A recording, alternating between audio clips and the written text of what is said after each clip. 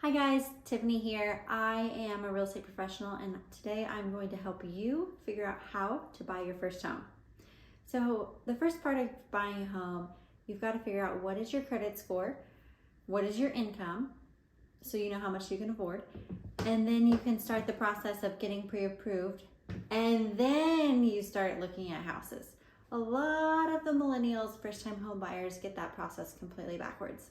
So let's do it correctly and start with credit score, income, finding a lender to get pre-approved, then start looking at house options. Now you can check your credit for free at creditkarma.com. Also, if you use like the financing app Mint, you can go on Mint and sometimes it'll update you on credit score updates. And if you bank with somebody like Chase, you can get on Chase's website and it will also track your credit score. That way you kind of have a general idea of where you stand in the credit card game. It's going to directly affect your interest rate. So credit matters. The better your score, the better your interest rate. Now, if you are below a 640 credit score, you're gonna have a little bit harder time getting pre-approved for some of the other loans. You can always do like the FHA first-time homebuyer loan, great option for first-time home buyers, but if you have better credit, then you're able to just qualify for more. It's great for everybody. Now, if you know your credit score, you need to figure out what is your debt. You have your income from your job or your W-2, then you have your debt. Your debt includes things like car payments, mortgages, alimony, things like divorce, child support. Those all go into figuring out what you can afford, essentially, because you can't have a debt to income ratio greater than 40. So you will get your income, then you'll subtract out your debt. Kind of leaves you with what you have remaining. Now, your lender will help guide you through all of this, but as long as you have done a little bit of research and you know what you're looking for and where your baseline is, it's going to help set you up for success, which is what we want to do. We want you to be able to buy your first house. So figure out your credit score, income, debt. Then you're going to reach out to a local lender in your area.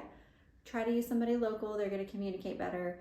It's going to be a more enjoyable experience overall. Trust me, I know. I've been there. I've worked with the big national ones. I've worked with the small local ones. And I would pick the local ones over the national ones any day. You just can't reach anybody when you call the main corporate offices of Bank of America or even Chase or Rocket Mortgage. It's very hard. Choose local. So once you have your lender, they will want to know these questions. What's your income? What's your debt? What's your credit score? Those are the big three that they really want to know right off the bat to help you get pre-approved. Once you have given them that information, they can give you something called a pre-approval or pre-qualification letter. They can verify your income through your bank statements later on once you find the house, or you can do it up front now if you'd like. But you should always have your last year's tax returns and your bank statement handy. Now, if you are self-employed, you'll need 2 years of tax returns, but we'll get into that at a later time. So now you've gotten with the lender, you've gotten your pre-approval letter. They are the ones that set the budget. They give you the max budget that you can afford, and of course you can spend less than that. But you really need to know where your upper limits are. And your real estate agent needs to know where your upper limits are so that they can help guide you along in the process. You have your letter. This is where you go online and you start looking at homes. Now you have a couple options here. You can go to the traditional sites like Zillow or Trulia or Redfin.com and start browsing. Or you can reach out to your local real estate agent and ask them to give you IDX connection feeds to the app for their MLS. Every real estate professional has an app where they can share it with you and give you direct access to the MLS on their app. Now, if you do not have an agent, that's really the next step. Finding somebody that's going to help you see the homes, that can help guide you, tell you about neighborhoods, schools, HOAs, all the things that you are unfamiliar with because you are a first-time home buyer. So you're gonna need guidance. The real estate agents are not all the same. I hate to tell you this. Some are better than others. Most that have been around for a while, they have to be pretty good because they're still around. Otherwise, a lot of people get in the game and then they get out. So look for somebody that has a few years of experience. I personally have 5 years of experience. I have an engineering degree and I've helped hundreds of people buy and sell real estate. So you can always find an agent on Zillow, a home you like, and you request a tour. It does not send you to the listing agent. Never in a million years would it ever do that. It sends you to a realtor who advertises in that zip code. Now, they don't necessarily live in that zip code. They just advertise in that specific area. So hopefully they're familiar with it. Sometimes you get good agents, sometimes you get bad. It's really the luck of the draw if you're just randomly trying to do like a lottery gamble on trying to find a good agent off of Zillow. Because some agents on there are not the most educated, reliable. So if you are having trouble, you could always try to do a quick Google search of top agents in your area. You can ask family, friends. Everybody knows a realtor. Everybody knows a realtor. So pick somebody that you trust, like, and you want to work with and do business with. It needs to be a professional relationship though. So keep it professional, even if it's a friend or a family. That's my only advice. I've helped several friends, and that's really the boundary you have to set and the expectation from the beginning. After you have picked the agent, you will go and find houses. You'll go see houses. You can go on the weekends, you can go in the evenings, you can go during the day, your lunch break, whenever. Please be courteous to your agent to give them at least 24 hours notice before you would like to see the house. That way they have time to schedule it and get it approved, especially if it's occupied, because the owners have to clean up and pick up and be ready. Sure, they should be, but are they always? No. After you find the house, your agent will help guide you in writing the offer. Most important things in the offer is price, terms and conditions, closing costs, fees, closing date, inspection period. There's a lot that goes into contracts. We can go over contracts later at another time, but your agent will help you write the offer. They will write the offer for you and you will sign it. Agreeing to it, hopefully they explain everything in there. Once you have signed papers with a realtor, you are tied to that real estate agent unless you fire them in writing.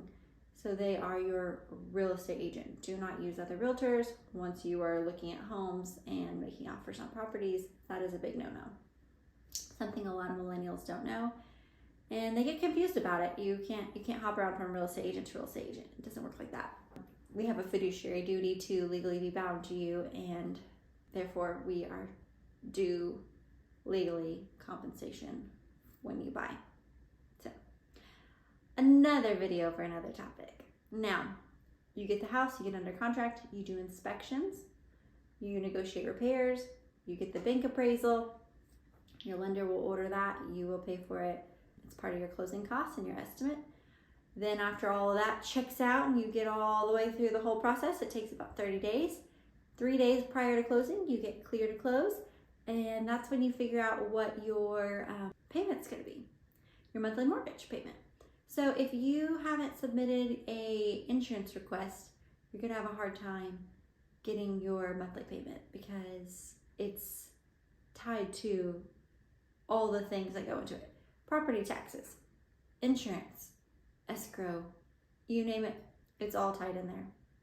So once all that is wrapped up in a pretty bow, you will have your real estate agent coordinate the closing with both parties. The seller and the buyer will both go at the same time, same appointment time, unless you're out of state, and then you can sign with a mobile notary, and then they'll fax papers or mail overnight them back, actually, because you have to have wet signatures.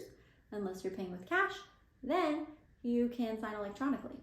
But if you're getting a loan and it's your first home and you're a typical buyer, you're going to schedule a closing where everybody goes. Sellers will sign first, buyers will sign second, or vice versa, it doesn't really matter. And then they exchange the funds. Title company will handle the transaction of the funds. Everything goes to the title company, and the title company disperses it. It's part of their title fee, which is something you will also pay for, the lender and the title fee. But using a realtor is always free to a buyer unless you're buying off market, and then you are potentially responsible for paying the commission for your real estate agent, which is 3%. but it's always negotiable. 3% is very typical. So after closing, you'll be given keys, you'll be given instructions, you set up utilities in your name, and you are ready to move in. I hope this helps you in your home buying journey and details how to buy your first house. It's not overly complicated. You will definitely have guidance. Ask lots of questions. Ask your agent. They should be there to help you. Also, if this is your first time, hi, my name is Tiffany and I'm a local real estate agent in Oklahoma City, and I help people buy and sell real estate.